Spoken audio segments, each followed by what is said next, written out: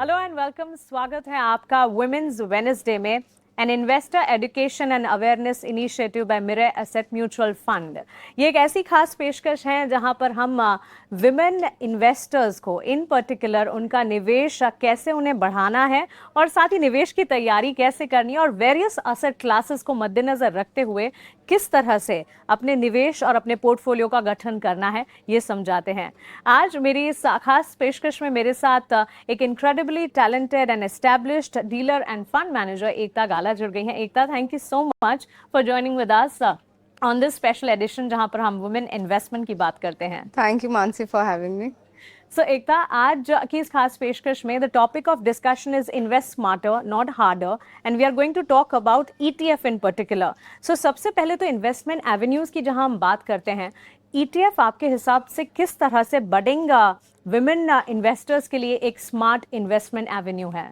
सो ETF जैसा कि नाम बताता है, इट्स लाइक फंड जो ट्रेडेड होता है एक्सचेंजेस पे, पर एक रियल टाइम प्राइजेस पे मिल सकता है। सो व्हेन जब हम लोग ईटीएफ की बात करते हैं और जब एक्टिव म्यूचुअल फंड की बात होती है जहाँ पे एक फंड मैनेजर होता है जो बेंचमार्क को ट्रैक करता है, ईटीएफ वही बेंचमार्क को बेंचमार्क में इन्वेस्ट करता है। ओके, तो वो एक तरह से रेप्लिकेट करता है इंडेक्स को।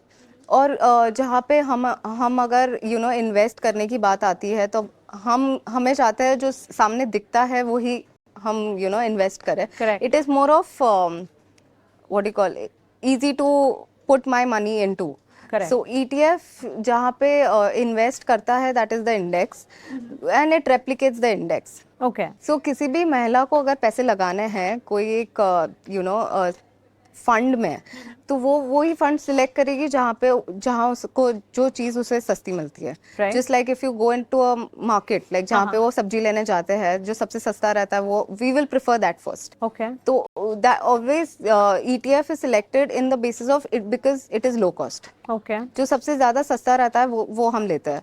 द सेकेंड थिंग इज कि जो नए लोग होते हैं उनको नहीं पता रहता कि मार्केट में क्या वोलेटिलिटी है, क्या रिस्क इन्वॉल्व है। तो वो उस चीज को फेमिलियरिटी करने के लिए हम ऑलवेज ऐसा प्रोडक्ट लेके आते हैं जो उनको समझ में आ सके। ओके, सो जो चीज उनको समझ में आ सकती है उनमें शायद पैसा लगाना इज मोर इजियर। ठीक है। तो ईटीएफ में जो रेप्लिकेट करता है इंडेक्स को, it is very easy to understand, क्योंकि निफ्टी 50 में इन्वेस्ट कर रहा है या सेंसेक्स ईटीएफ में इन्वेस्ट कर रहा है, तो आपको पता रहता है कि निफ्टी कहाँ पे चल रहा है। करेक्ट। तो वही चीज ईटीएफ जहाँ पे आपका पैसा इन्वॉल्व है वो उसको रेप्लिकेट कर रहा है।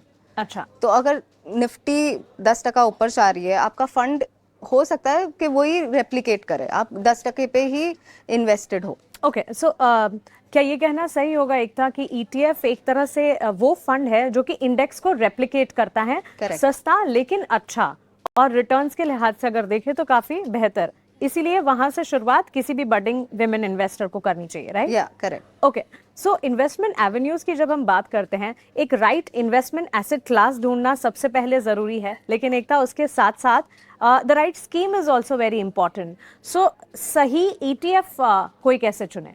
तो जहाँ के हम पता, like in India there are more than 500 से ज्यादा स्कीम्स हैं। करेक्ट। ओके, उसमें से सिलेक्ट करना है तो फर्स्ट थिंग दैट मुझे अगर ऐसा रहेगा तो what is my investment opportunity और what is my investment strategy. Okay, अगर मुझे वेल्थ क्रिएशन चाहिए, जहाँ पे ऑप्शन है कि मैं लॉन्ग टर्म के लिए सोच रही हूँ, मेरे रिटायरमेंट के लिए सोच रही हूँ, तो मैं वो फंड सिलेक्ट करूंगी जो एकदम ब्रॉड बेस्ड हो, जहाँ पे सब हो। ओके, लाइक या टोटल मार्केट आ गया, या निफ्टी 50 आ गया, या निफ्टी 500 आ गया। I will always go to something that is broad based. Correct. The second option comes to me is कितना मैं रिस्की खेल सकती हूँ। जिसे मुझे अगर रिस्की चीज़ों फंड चाहिए या तो फिर मैं बहुत बैलेंस चाहिए, तो आई will always go for, if it's a broad base it is less risky. Correct. If I want to be more risky, then I'll go to a alpha ETF or a thematic fund or a sectoral fund. ठीक है। तो these two things has to be, मतलब ये दो चीज दिमाग में रखने की जरूरत है कि आपको क्या चाहिए और कितना आप रिस्की खेल सकते हो। ओके, सो मे बी सबसे पहले तो आपकी रिस्क एपेटाइट और आपकी रिक्वायरमेंट और साथ साथ आपका बजट, आपका पोटेंशियल क्या है और साथ ही आपका बजट क्या है, उस हिसाब से सही ईटीएफ या ईटीएफ में जो सारी स्कीम्स है उसमें से एक पर्टिकुलर स्कीम का चयन करना चाहिए। एकता, ये तो बात हुई ईटीएफ के मायने और कैसे सही तरीके का ईटीएफ चुनना है, लेकिन जब भी किसी भी एसेट क्लास या इन्वेस्टमेंट की हम बात करते हैं तो it is always backed by risks and at the same time opportunities. So ETF की जब हम बात करें हमारे पोटेंशियल विमेन इन्वेस्टर्स के लिए कौन से रिस्क्स हैं जिस पर ध्यान रखना है और साथ ही अपॉर्चुनिटीज, एडवांटेजेस क्या हैं? तो जो एडवांटेजेस है वो है, एक ईटीएफ्स आर सस्ता कंपेयर टू बाकी म्यूचुअल फंड स्कीम्स से। द सेकंड कम्स एज कितना आप इजीली अवेलेबल है on the stock exchange, it is traded like a stock, तो आप बाइंग सेलिंग कभी भी कर सकते हो उस पर।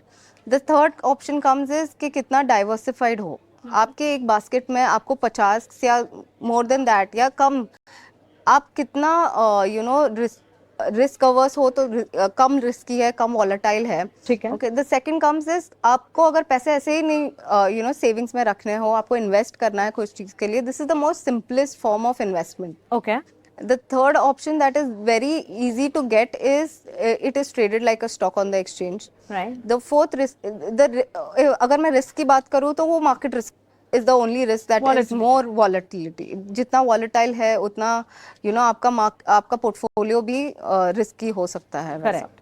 ओके, सो ईटीएफ एक बेहतर इन्वेस्टमेंट एवेन्यू ज़रूर है, लेकिन आपकी पोटेंशियल, आपकी रिस्क एपेटाइट, आपका बजट और साथ ही आपकी रिक्वायरमेंट, ये सारी की सारी चीज़ों को ध्यान में रखें और उसके बाद इस इन्वेस्टमेंट एवेन्यू में, इस एसेट क्लास में उतरने के बारे में सोचें। एकता, थैंक यू सो मच हमारे साथ जुड़ने के लिए और हमारी इस खास पेशकश में हमारी महिला निवेशक को ईटीएफ इन्वेस्टमेंट के बारे में बारीकियाँ और आपके एनालिसिस बताने के लिए। Thanks a lot. Thank you.